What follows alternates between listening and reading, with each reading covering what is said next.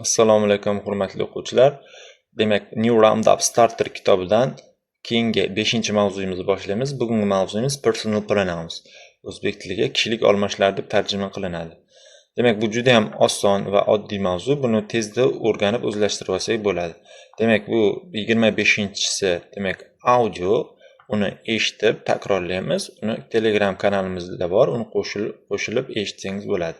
Demak, o'zbek tilida bo'lgani singari ingliz tilida ham kishilik olmoshlari ikki guruhga, ya'ni singular va plural guruhlarga bo'linadi. Demak, singular degani bu birlik, plural esa ko'plik hisoblanadi. Demak, birlikda demak kishilik olmoshlari qanday bo'ladi? Demak, birinchi o'rinda I bu men degani, you degani siz yoki sen degani, he bu o'g'il bolaga nisbatan u, she qizlarga nisbatan aytiladi u, it esa hayvonlar va predmetlarga nisbatan u degani. Demak, plural qismida demak I demak we ga o'zgaradi, ya'ni biz degani, ya'ni men va bizga o'zgaradi. You degani siz, mana bu ko'plik qismida sizlarga o'zgaradi. You degani sizlar ham degani. Demak, he, she, itlar, ular ko'plikda they bo'ladi. Demak, bu juda ham oson. Demak, uni jadvalini men mana bu yerga demak kiritib qo'ydim. Demak, bu videoni pauza qilib, xuddi shuni demak ko'chirib yodlab olsangiz bo'ladi. Xo'p. Endi mashqlar etib e'tibor beradigan bo'lsak, mana bu bola, mana bratan nima qilyaptilar? Demak, qo'llarni ko'rsatib bunday qilib turibdi. I degani, ya'ni men deyapti. Mana bu qizni ko'rsatib you, hoy sen deyapti. Mana bu rasmga qaraydigan bo'lsak, orqasidagi bolani ko'rsatib u deyapti, he deyapti. Mana bu qiz bola esa qizni ko'rsatib she deyapti, u deyapti. It, ya'ni to'rtni ko'rsatib bu bola it deyapti, u degani. Demak, mana bu ikkalasi biz deyapti. Ikkalasi ham qo'lini o'ziga ko'rsatib turibdi. We deyapti, biz degani. Hop, mana bu bola, mana bu ikkita yosh bolalarga ikkalasiga qarab turib, you, voy senlar yoki sizlar deyapti. Hop, mana bu yerda they deyapti. Mana bu ikkala bolaga qarab, ular deyapti. Orqasidagilarni ko'rsatib, ular ikkalasi deyapti. Hop, people, ya'ni odamlarga nisbatan he yoki she derkanmiz. Mana bu bola o'qituvchi he yoki bola, bu ham qiz, bu ham qiz he yoki she ni ishlatar ekanmiz. Mana bu yerda o'qiydigan bo'lsak, we say he for men deyapti. Ya'ni biz he ni erkaklar uchun ishlatamiz. Ya'ni erkaklar uchun he deymiz deyapti. And boys, ya'ni bolalar uchun deyapti. Hop, she for women and girls deyapti. Demak, she ni esa ayollar va qizlar uchun aytamiz deyapti. And it for things and animals, ya'ni it ni esa demak narsalar va hayvonlar uchun aytamiz deyapti. Mana bu animals degan hayvonlar ustuniga qaraydigan bo'lsak, it deyapti. Bird, qush, it bo'ladi. Ot, bu ham it. Sichqon, it. Yo'lbars, it bo'ladi. Xo'p, things deyapti. Things jadvalga qarasak, things degani narsalar degani. Demak, koptok, it, kitob, it, o'chirg'ich, it, stulcha, it. Demak, hammasi biz uchun it bo'ladi. Hop, fill in deyapti. Fill in degani, demak, ancha mashq bajarib qo'ydik. To'ldiring degani. Demak, nima bilan to'ldirar ekanmiz? I, he, she, it, we or they deyapti. Demak, orni ishlatmaymiz bolalar. Demak, ko'p qilinadigan xatolar, bolalar orni ham qo'yib qo'yadi. Yo'q, or bu yoki degani, eslardan chiqmasin. Yokini to'ldirmaymiz. Buni yodlab olaylik. Yoki they ni to'ldirar ekanmiz. Demak, he ni o'chirib qo'yibdi. Nimaga? Birinchisiga ishlatyapti.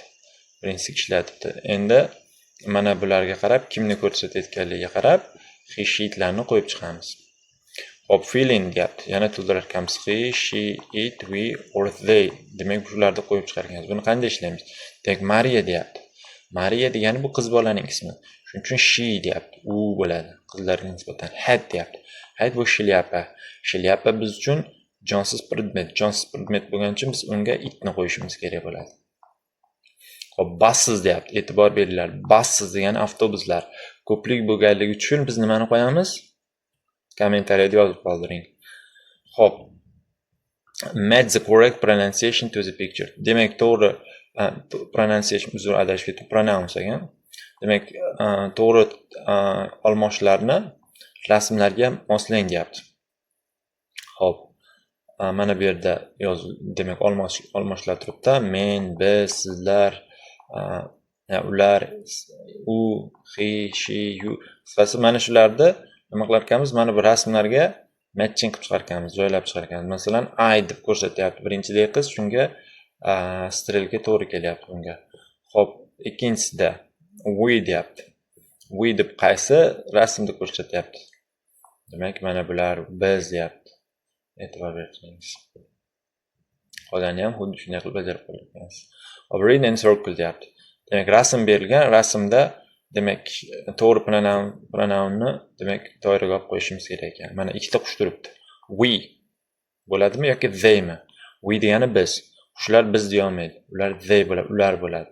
Shuning uchun we xato hisoblanadi. Shunga they ni doiraga olib qo'yilgan. Hop, ikkinchisida she, you deyapti. Mana Mrs. Tropa you bo'ladimi, she bo'ladimi? Shuni demak you degan javob to'g'ri bo'ladi. Desak xato qilgan bo'lamiz. Chunki you siz degani. Siz bo'lmaydi. Nima bo'lishi kerak? She bo'ladi, u bo'ladi. Tushundinglar-a? Demak, qolganini ham shunday qilib bajarib qo'yasizlar. Hop, 26-audio, ya'ni 5-mashq audio shakli ekan. Bolalar, bitta narsani to'g'ri tushunaylik. Biz audio qilib qo'yilgan, ya'ni audio mashqlarni o'zimizcha bajarib qo'ymaylik. Audio mashqlari audio shaklida bajarishimiz kerak. Audio mashqlarni to'g'ri bajaramiz. Sababi har birini maqsadi bor. Audiolardan bajarishdan maqsad biz eshitib tushunish mahoratimizni, qobiliyatimizni rivojlantirish uchun bizga hozirdan oddiy nima deydi, audiolarni berib bizga o'rgatyapti.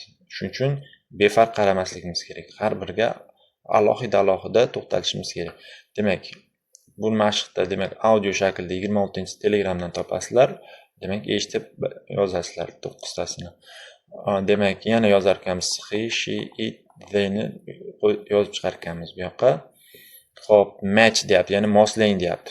Bu yerda ismlar yoki demak otlar turibdi, bu yerda pronounlar turibdi. Pronounlarga boslashimiz kerak. Mana Jenny deb qo'ydi. Jenny bu qiz bolaning ismi. Qiz bolaning ismi bo'lganligi uchun u she bo'ladi deb demak diga olib kelyapti. A dog deyapti. Dog degani it degani. Itga to'g'ri keladi. Demak, xuddi shunday qilib match qilib chiqamiz. Demak, mavzuyimiz shu joyda tugaydi. Demak, o'zlashtirib, demak, yaxshilab mashqlarni bajaramiz.